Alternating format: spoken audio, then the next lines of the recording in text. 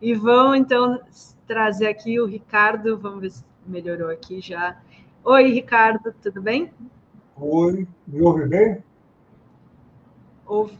Dá para... Deixa eu... Se puder falar um pouquinho mais perto do microfone, talvez ajude. Ok. Tá melhorando. Melhorou? Ricardo, a gente Melhorou. A gente estava falando do programa lançado ontem pelo governo Lula de crédito consignado para trabalhador da iniciativa privada, que não teve muito destaque, foi ofuscado por essa questão do Lula ter falado que colocou a Gleisi, uma mulher bonita, na articulação política. Queria que você comentasse esse programa, porque para muita gente, mas é consignado, vai endividar as pessoas, mas para muita gente é ali um alívio na hora que está precisando de uma emergência, poder ter um programa assim, né? Sim, as pessoas já estão endividadas.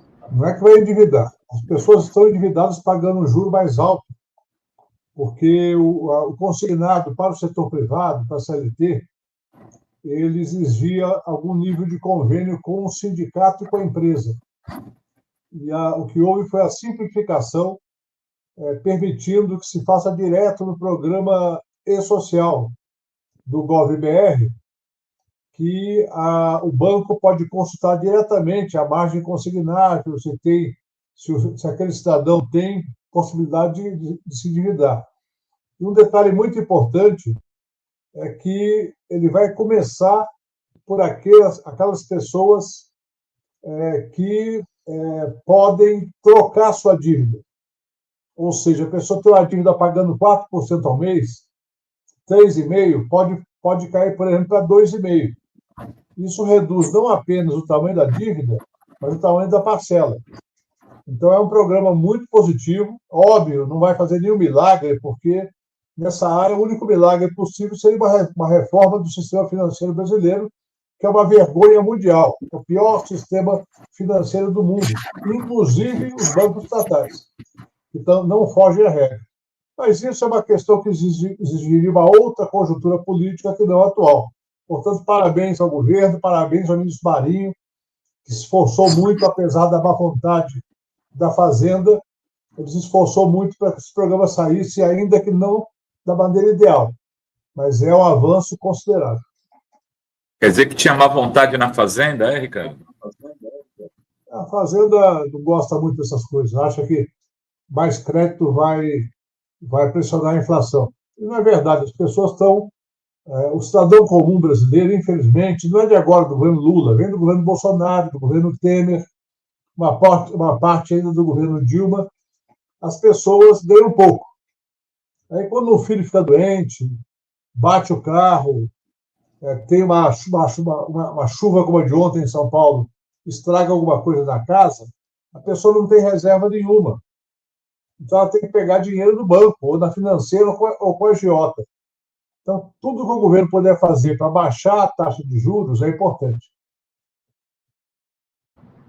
Ricardo, queria pegar aqui a questão do dia, que uma nota que saiu na Mônica Bergamo, de que o Bolsonaro já poderia ter os votos para aprovar a anistia para os golpistas de 8 de janeiro. Está faltando só os republicanos para passar dos 256 votos lá, que é a maioria simples. Você que foi congressista há muito tempo, o que você acha que o governo poderia fazer para impedir que isso acontecesse na atual conjuntura, onde o governo não detém mais o orçamento para poder fazer a distribuição de emendas? As emendas já estão distribuídas por antecipação. Eu tenho uma posição muito, digamos, peculiar nessa questão, que o governo não deve se meter nisso. Quem deve se meter nisso é o Ministério Público, a PGR, e o Supremo. E a sociedade como um todo. Porque uma anistia significa, na verdade, legalizar o vandalismo golpista. Que não foi só vandalismo e não foi só golpe. Foi o vandalismo golpista, ou seja, entraram na sede dos três poderes, destruíram o patrimônio público, não importa se o cidadão estava lá mais avisado ou menos avisado, ele tem que saber que não é legal, não é correto você depredar, inclusive, obras de arte que pertencem à União, seja no Supremo, no Congresso ou no Palácio do Planalto. Então, eu creio que seria um péssimo sinal, a sociedade tem que se manifestar, porque esses parlamentares que podem eventualmente votar a favor, eles estão acreditando na tese do esquecimento e da complacência, ou seja, o esquecimento de que já passou 2 anos daquilo, e a complacência que assim, esse pessoal já foi punido, já foi preso, alguns já estão lá há 2 anos. Então, eu creio que o governo não deveria gastar nenhum centavo de capital político. Claro que o PT, o PCdoB, o PSOL e os dos partidos de centro, que não concordam também. É bom lembrar que nós temos ministros de partidos de centro do nosso governo, do MDB, do União Brasil, e que tem que ser instados não pelo governo, mas instados por seus partidos para disputar essa votação. O Ricardo, a gente tem falado muito sobre a questão dos alimentos, né? Que inclusive era mudando de assunto aqui, que é inclusive um dos motivos apontados nas últimas pesquisas pela baixa de popularidade do governo Lula. E foram anunciadas várias medidas, entre elas a zerar o imposto de importação, e agora os estados, né, os governadores estão sendo também cobrados a diminuir o imposto ICMS. Queria saber qual a efetividade dessas medidas e o que você acha que vai acontecer, a gente vai ter uma redução, se isso vai se reverter e pode colaborar para um melhor cenário aí político para o governo. Bom, primeiro, existe uma campanha da mídia para convencer o povo brasileiro de que há uma hiperinflação de alimentos, o que não é verdade. O café subiu muito e é mundial o problema. O azeite de oliva, que nem todo brasileiro consome em função do preço, também subiu muito. A carne bovina subiu também bastante. Os demais alimentos não estão subindo. O arroz e o feijão caíram de preço. São dados das instituições que pesquisam, não apenas o IBGE, mas o DIEESE e outros. A cesta básica, se você pegar o dado do site do DIEESE, a cesta básica não subiu muito acima da inflação nos últimos 24 meses. Então, há uma campanha para convencer o povo de que a inflação está muito alta. Todo dia, matéria no supermercado, entrevistando donas de casa, reclamando do preço disso, daquilo. Bom, isso é uma questão. A outra questão é a seguinte: em relação aos itens que de fato subiram, milho, azeite, café, a medida está correta, mas ela é limitada. Por quê? Porque não há disponibilidade no mercado internacional de grandes quantidades. Café, por exemplo, são poucos produtores do mundo, é Brasil, Colômbia, Vietnã, Laos, Indonésia, até a China produz café, só que ela produz menos de 10% do que consome. Então, não há essa disponibilidade. Pode entrar alguma coisa com menor alíquota de importação? Pode. Mas para um país de 210 milhões de habitantes, o impacto tende a ser pequeno. Eu estou apostando mais numa estabilização dos preços dos produtos que subiram além da inflação e, quem sabe, no segundo semestre, uma queda. Não creio que haverá... O governo não tem instrumentos potentes para interferir nisso.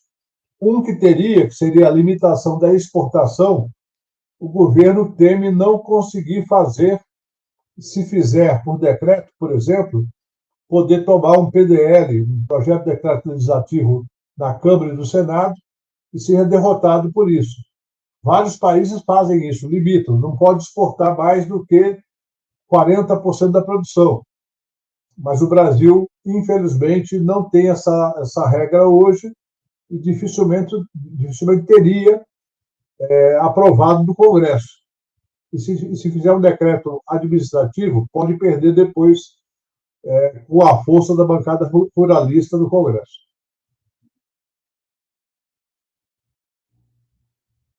Ele deu aí, acho que... Estava no mudo, pode falar agora, Renato. Ricardo, você chegou a ver a entrevista do João Santana?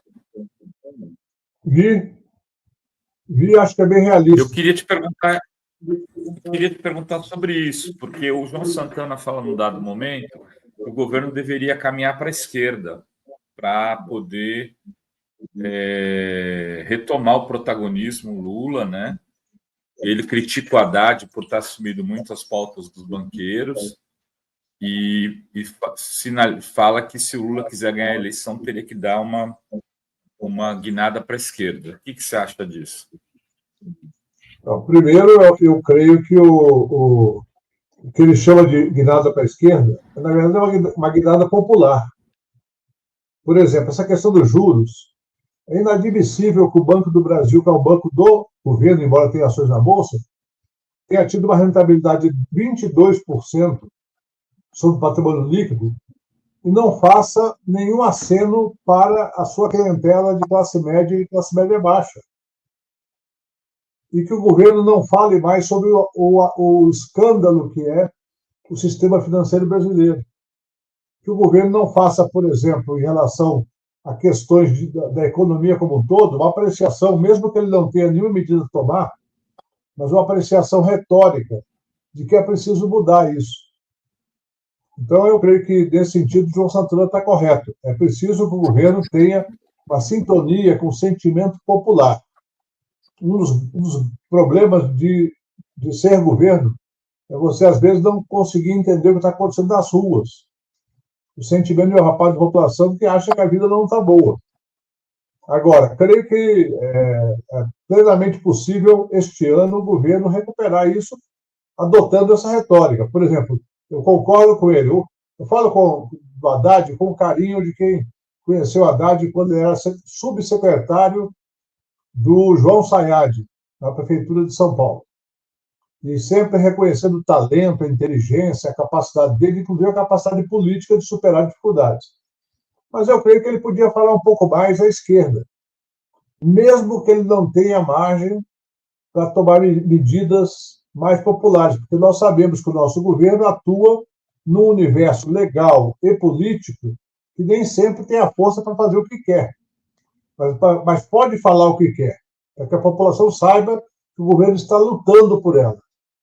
E não apenas referendando, por exemplo, a Febraban, ou o Itaú, ou o próprio ministro comparecendo numa atividade do BTG, que todos sabemos que é um banco de rapina, todos sabemos que o BTG é uma coisa ruim para o Brasil hoje, a XP é uma coisa ruim para o Brasil, vende a ilusão de que as pessoas vão enriquecer comprando ações, e quem enriquece comprando ação é bilionário, não o cidadão de classe média. Então, é esse o problema que eu vejo, que eu acho que o João Santana tem razão nessa apreciação.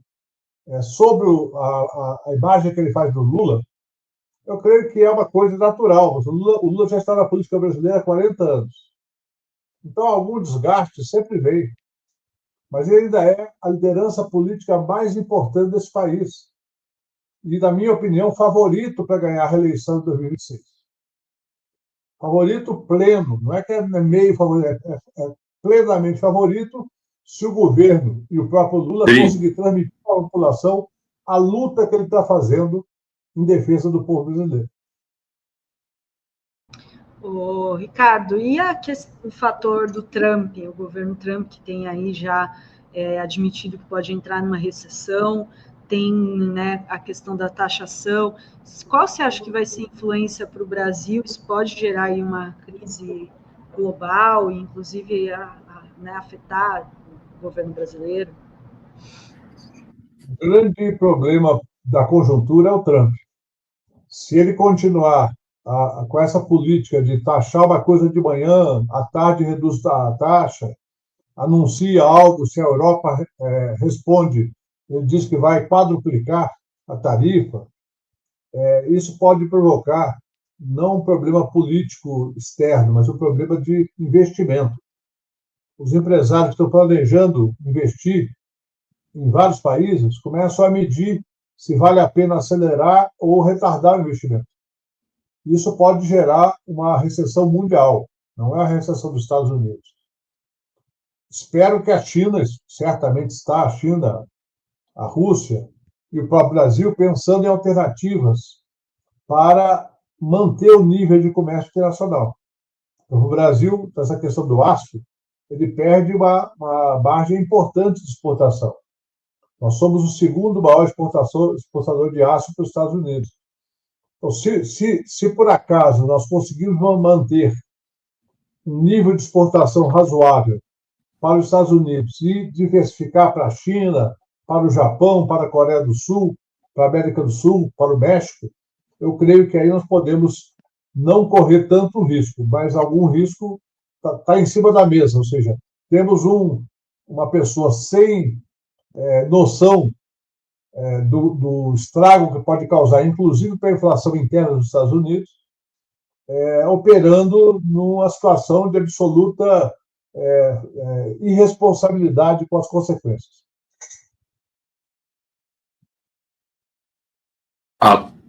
Dri, para mim está falhando aqui um pouco, eu não sei se está falhando para você também. Para mim não, está normal. Deixa eu só trazer aqui um comentário do Júlio Nunes, ele diz, esses direitistas, PIG, mídias nojentas e correlatos querem que pobres têm que morrer de fome e endividados.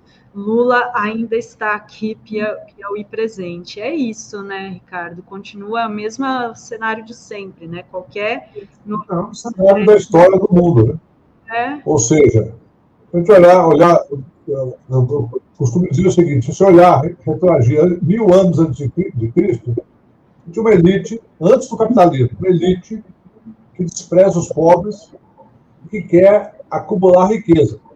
Isso está em vários textos pré-bíblicos, isso está na Bíblia também. Aí depois, quando você vai para a história do mundo pós-cristianismo, você tem todo um processo de exploração, de servidão, de escravização. E hoje no Brasil nós temos uma realidade que o Brasil, infelizmente, é um dos 10 países mais desiguais do mundo. E tem uma elite muito rica, bilionária, que circula nos circuitos internacionais, banqueiros, mineradores, latifundiários, todo o pessoal da especulação financeira, temos a classe média que se vira e uma imensa maioria de muito pobres, pessoas que todos os dias lutam para poder comer. E, evidentemente, para mudar isso, não basta o governo. Eu sempre digo o seguinte, se o PT e os seus aliados não se prepararem para 2026 para ampliar a sua representação no Congresso, o Lula pode até se reeleger, mas continuará com uma vida muito difícil. Ou seja, nosso problema é eleger deputados federais e senadores. A eleição do Lula, na minha opinião, ela é viável, claro, precisa de mobilização, vigilância, atuação, mas nós não temos hoje, no quadro atual, no meu entendimento, um planejamento adequado para eleger deputados e senadores para 2026. Isso não era só no PT, não. PT, PCdoB, PSOL, PSB e PDT. Na minha opinião, pelo que eu tenho conversado e avaliado de informações, estão todos tocando como se fosse jogar um jogo da segunda divisão. Não, o jogo é de Copa do Mundo. E a direita está muito bem preparada para eleger mais deputados e mais senadores. Não, eles estão super, principalmente o Senado, né? Na entrevista lá do Bolsonaro para o Léo Dias, ele já falava em cada estado quem vai ser. Isso. Então, já dividir. Assim, eu não vejo isso no nosso campo, né? Bem no nosso campo está muito lento e não discutido como vai ser a infraestrutura para fazer essa campanha. Veja só, no estado de São Paulo, nós temos a menor bancada do PT desde 1990. Nós elegemos apenas 4 prefeitos nessa eleição passada. Perdemos Araraquara e Diadema. Então não tem um cenário bom. Eu não vejo um cenário positivo. E eu vejo o pessoal comemorando 3 milhões de filiados, quando a gente sabe que essas filiações são só para disputa política interna. Não é filiação para fazer formação política, para melhorar a comunicação. É uma filiação de gabinetes, que, infelizmente, comprometem o futuro do PT. Muito bem. Dri, mais alguma coisa para o Ricardo? Não, é isso. Tem o PIB, né? Que a gente, né? O Brasil teve um crescimento muito alto, assim, comparado com outros países, e até surpreendendo, queria a opinião do Ricardo, a expectativa aí para 2025, estão falando que vai ser bem mais baixo, né? Do que 3,4. 2025 vai depender muito do Trump. O resultado foi muito bom. Eu me lembro que eu dei uma entrevista lá fora para o Miguel do Rosário, por volta de junho ou julho, e na época ninguém previa PIB acima de 3%, a não ser o Lula. E eu disse, não tem como não crescer pelo menos 3%. Por quê? Porque havia dados já indicando crescimento da indústria, crescimento do comércio, dos serviços, mesmo com uma retração do PIB agrícola. Esse ano, o PIB agrícola não terá retração, terá um crescimento, a avaliação que se faz de 3% a 4% do PIB agrícola.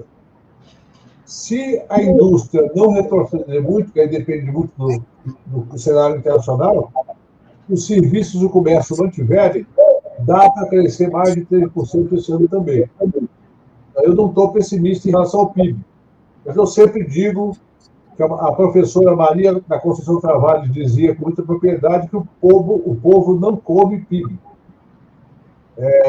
Se o PIB crescer 3% e o emprego também expandir em torno de 3%, aí a coisa está bem posicionada do ponto de vista social. E a inflação, ela vai rodar nessa faixa de 5% até 6% ao ano. E para a história do Brasil, é uma inflação baixa. Não é inflação alta. A Rede Globo quer nos convencer que é uma inflação alta, mas não é alta.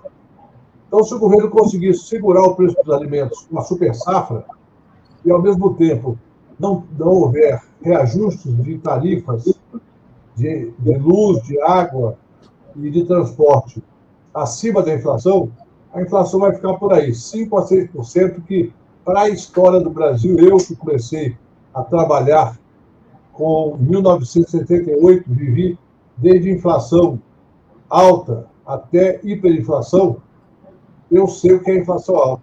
Eu faço compra no supermercado e sei que o preço dos alimentos, com exceção do café, da carne bovina e do azeite, não estão com essa loucura toda que a mídia quer nos convencer. Muito bem. Obrigada, Ricardo. Queria te agradecer. Muito obrigada pelas análises aqui hoje e até a próxima. Obrigado. Até a próxima. Um abração. Até a próxima, Ricardo.